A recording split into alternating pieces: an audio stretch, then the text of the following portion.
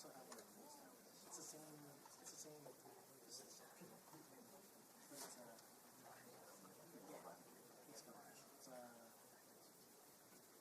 It's called drawdown. So drawdown makes some different experiences. Yeah.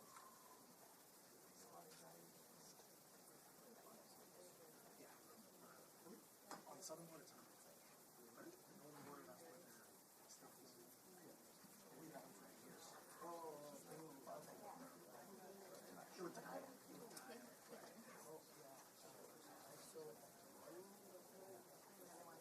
I know.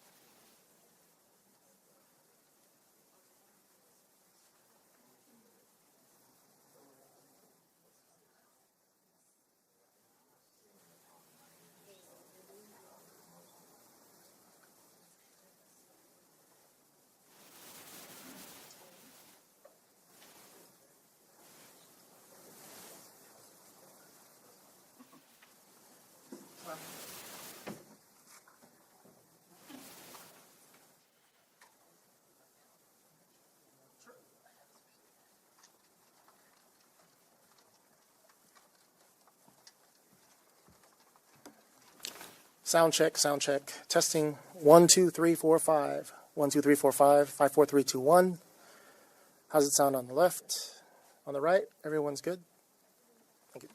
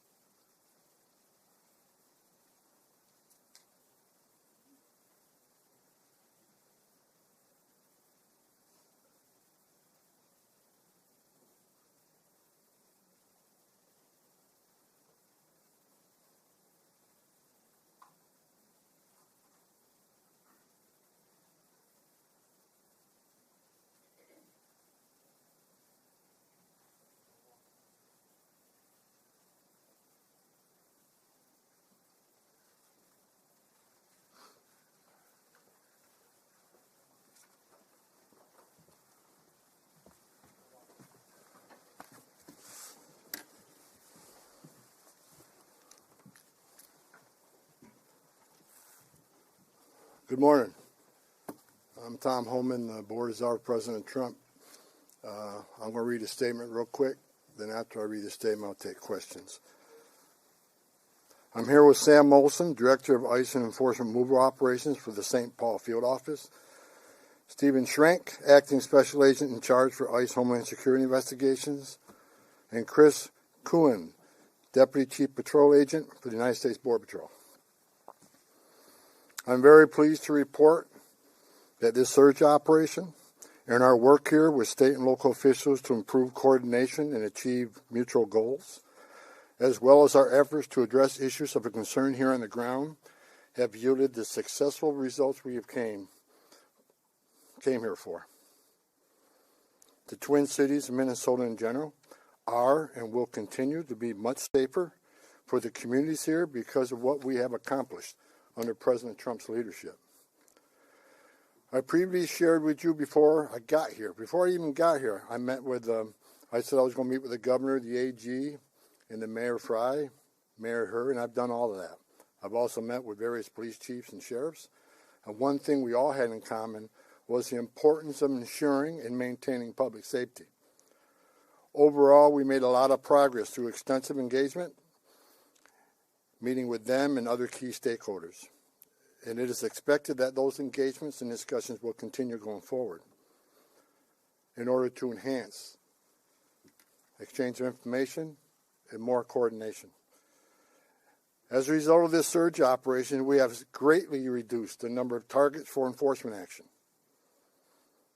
And many criminal aliens have been arrested and taken off the streets, including murderers, sex offenders, national security threats, gang members, and other violent criminals. Just this week, ICE arrested a criminal alien with criminal convictions for rape, acts with a child under 14 years of age with force, lewd and lascivious acts with a child under 14. ICE also arrested 2 criminal aliens with criminal sexual misconduct convictions, among other violent criminals. Through targeted enforcement operations based on reasonable suspicion and prioritizing safety and security, ICE will continue to identify, arrest, and remove illegal aliens that pose a risk to public safety, like we've done for years. And our officers will carry out their duties with professionalism, integrity, and compassion, like we've done for years. We will enforce the immigration law against all persons in the United States illegally. I want to say something about the various unfounded complaints I'm hearing about ICE enforcement operations. During the surge operation, ICE has not arrested anybody inside a hospital. We have not arrested anybody inside of a school, an elementary school. We have not arrested anybody inside a church. As a matter of fact, the only ones that disrespected the sanctuary of a church were the agitators that have been arrested and prosecuted, and so far we have 9 of them. However, those locations are not off the table. I said from day one, there is no sanctuary for a significant public safety threat or national security threat. But as far as those stories about ICE going into churches, arresting people in hospitals, it simply has not happened. And if you have a case where it happened, you let me know. Because all the digging I've done here, I can't find a single one. Under President Trump's direction, we have obtained an unprecedented level of coordination with law enforcement officials that is focused on promoting public safety across the entire state. While I don't agree with Governor Walz and Attorney General Ellis on everything, I appreciate the support the governor gives to state agencies who coordinate with us in a manner intended to promote public safety. And I appreciate the AG having an open dialogue with me. Early on, the first meeting I had, acknowledging that county jails may notify ICE of the release date of an inmate, just as long as they don't hold them past the time they would normally release them. We now have the ability to arrest criminal aliens in the safety and security of jails throughout the state at the time they're being released, like we've done in other states.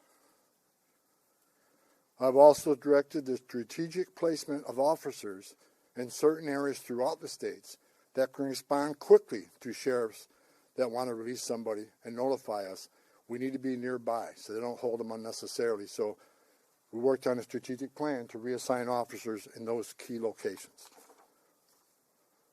Arresting a public safety threat and the safety and security of a jail is safer for the alien, it's safer for the officer, and safer for the community. I think we all can agree on that.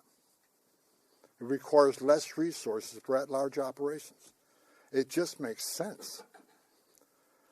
I'll say it again, as I've said many times, we are not asking local law enforcement to act as immigration officers. I don't want them to be immigration officers. We're the immigration officers. We just want them to be cops. We're asking law enforcement to coordinate with other law enforcement to help keep public safety risks out of the communities. We have also strengthened our existing coordination with the state to target and take custody of criminal aliens more efficiently and effectively. As a result of our efforts here, Minnesota is now less of a sanctuary state for criminals. And we are proud of the public safety threats we have removed from the criminal aliens out of the state. As I said in my first press conference a couple weeks ago, President Trump didn't send me here because the operations were being run and conducted perfectly. I came here to identify issues and implement solutions to improve our mission execution. Since that time, in order to improve target enforcement operation, I and my team here, we made personnel changes. We integrated BP with the ICE teams. We established a single unified chain of command structure. We strengthened joint intelligence and targeting capabilities. We deployed body cameras. We increased the footprint of internal affairs. We commuted zero tolerance for misconduct. President Trump also deployed me here to work with state and local officials to de-escalate the intense, volatile reactions and conflicts that have unfolded on the streets here between federal law enforcement and unlawful agitators. While working to course correct and improve how enforcement operations are being run and executed here, and even before I was sent up here, I've been saying over and over that forcibly assaulting, resisting, opposing, impeding, intimidating, or interfering with a federal law enforcement officer is a crime in violation of USC 111. It's not okay. It will not be tolerated. Zero tolerance if you cross that line and put hands on a ICE officer. Not only is such activity unlawful, it is dangerous, and sadly we have seen tragic consequences, as well as adverse impacts on businesses and the communities here in the city. While the Trump administration supports everyone's First Amendment right to freedom of speech and assembly and to petition, it has to be done lawfully and peacefully. Because we will not tolerate unlawful actions committed by agitators who are just causing havoc. This is not the way to express your disagreement or try to reform federal laws. Go talk to your members of Congress if you want the laws changed in this country. Nor is doxing federal law enforcement personnel and their families, it's just not right. Enough is enough with this misguided, reckless, and shameful behavior. We don't want to see any more bloodshed. I don't want to see any more bloodshed. I pray every night for the safety of our law enforcement personnel and the safety of those in the community, whether you're here legally or illegally. I don't want to see anybody harmed. If you break the law, we're going to arrest you. We have already arrested more than 200 people for violations of USC 111. The U.S. Attorney's Office has already accepted many for prosecutions, and some are still pending. I have also received commitments from state and local law enforcement that they will respond if federal law enforcement is being impeded or assaulted. They will shut down unlawful agitator activity, including arresting agitators involved and seeing them follow through. And we're seeing them follow through on those commitments. We've seen this past weekend that the state and local law enforcement have taken action when it comes to public safety. And bless them for doing that. Since I have been here, I've repeatedly emphasized that the unlawful and violent agitator activity is unacceptable and must wind down as a condition for further drawdown of law enforcement personnel.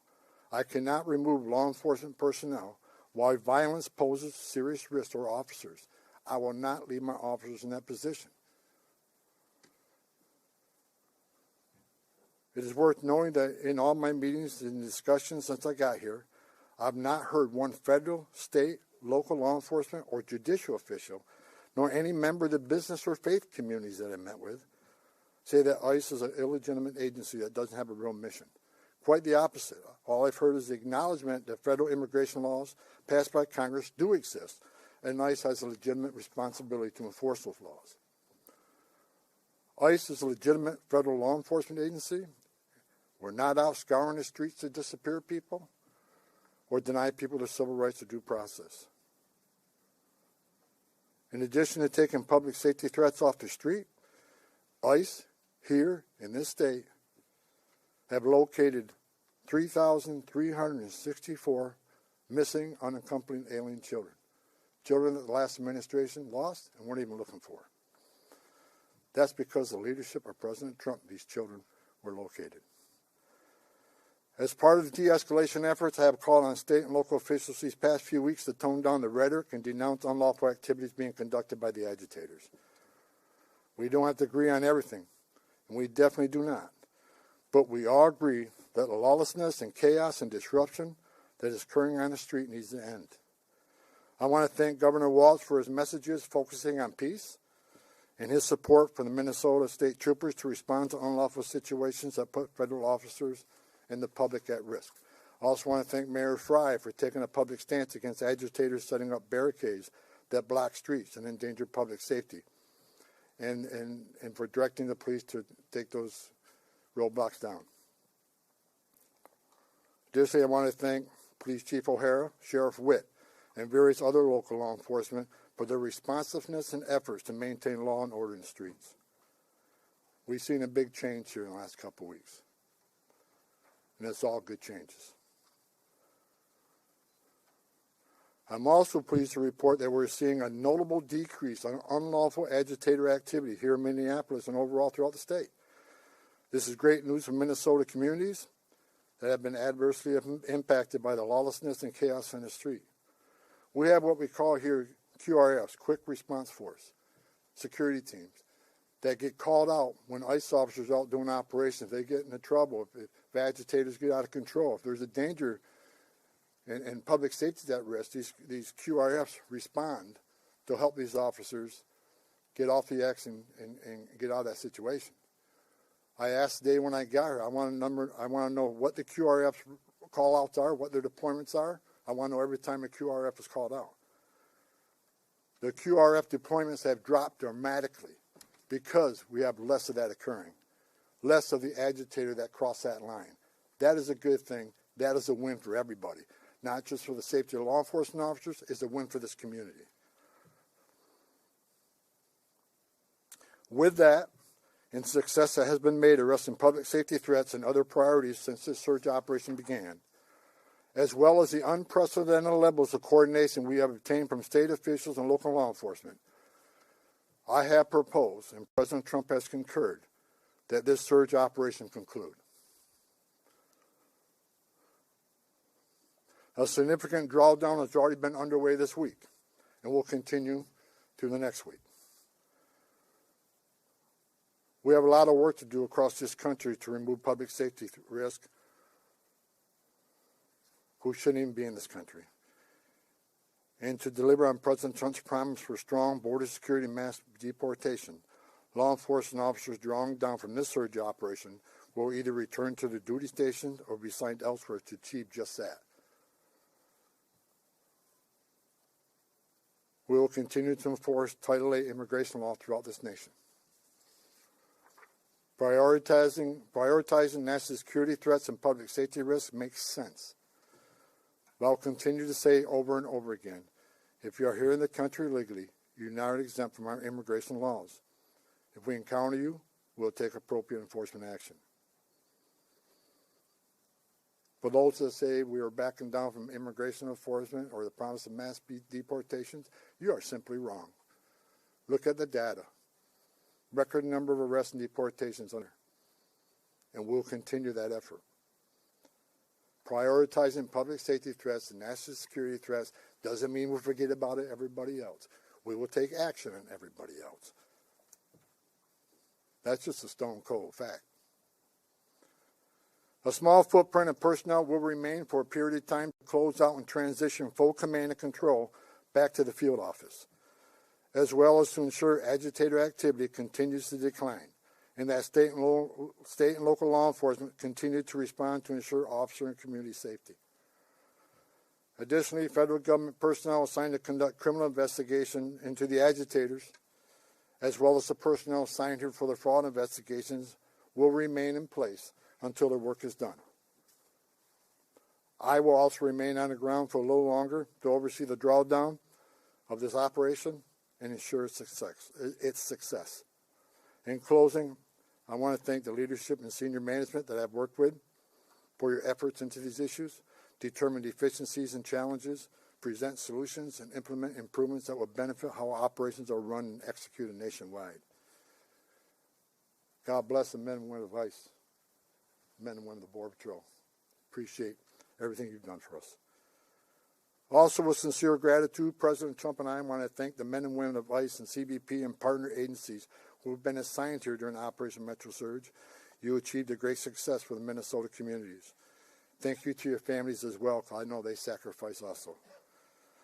Thank you, President Trump, for your vision, as well as your support and confidence in these brave, dedicated patriots that work hard to deliver on your strong commitment to law and order, public safety, prosperity for American communities. Today, we have the most secure border in American history. We are seeing record numbers of people being arrested and deported.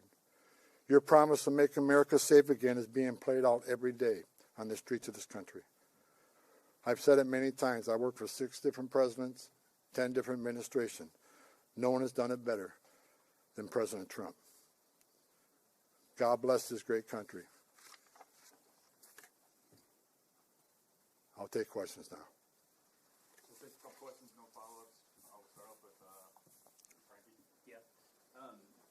Mr. Homan, as immigration enforcement continues across the country here in Minnesota as well, how do you hope to gain the trust of individuals here that have kind of been wary of seeing federal officers on the street, but let's say 6 months from now, we still have the office here, we still are enforcing immigration across the country. What do you hope things to look like, and what are you asking for the public? Look, I just want people to look at the data on what this administration has done. You know, the number of public safety threats we removed from the streets across this country, that makes these communities safer. ICE has had an office here for decades. Before it was called INS, Immigration Naturalization Service. This footprint will remain here, and they'll continue to do immigration enforcement here. But as President Trump has said from day one, we're going to prioritize the public safety threats. Again, but prioritization doesn't mean forget about everybody else. That means if you have a criminal alien here and non-criminal here, the criminal always comes first because he's the biggest threat to the communities. We're going to continue to force immigration law. Look, we won't get back to the footprint here, the normal footprint here, but there will be some security teams staying here, the QRFs, until we're assured that those agitators incidents either stay low or further decline. I'm not going to remove everybody out of the safety of our officers, but like I said, and Operation Metro Surge is ending. And in the next week, we're going to deploy the officers here in detail back to their home stations or other areas of the country that are needed. But we're going to continue to enforce immigration law. That's what the American people voted for. But it has to be a priority of criminals. And look, I hear all the hate about, you know, you should arrest everybody. Oh, we are. But we're prioritizing those who are the biggest threat to our community. The rapists, the murderers, the child molesters. That's the right thing to do. But I'll say it again. President Trump made a promise of mass deportation, and that's what this country's going to get. But it's smart law enforcement to do target enforcement operations. Now, I've heard people attack me using the word targeted. I sat for the last 2 months when I watched this operation, daily press briefings talking about targeted Title 8 operations. Nothing changed, other than we're going to make sure they're targeted and make sure we know who we're going for, what their immigration record, what's their criminal history. That comes first. But enforcement of Title 8 is not going to end. If you're in this country legally, you're not off the table. And I think we're proving that if you look at the data. Mr. Homan, just had a question about the final number of arrests you had, and how many of those people arrested were those targeted security threats you were after? I don't have that exact breakdown. I know we've made over 4,000 arrests here. That is something local field office can supply. I don't have the exact breakdown. But I can tell you, since I've been on the ground, they've been target enforcement arrests. I believe they were target enforcement arrests before I got here. What I did is create one chain of commands where everybody knows what everybody else is doing, and integrate operation command centers. There were some issues here, and we addressed those issues. But I'm not going to sit here and say anybody did anything wrong, and that they were unprofessional. I'm going to say there's some issues here. We fixed those issues. We've had great success with this operation, and we're leaving Minnesota safer. The surge is leaving Minnesota safer, Minneapolis safer, because of the cooperation we got with the counties and the state and local law enforcement responding to our needs. I'll say it again. It's less of a sanctuary state for criminals.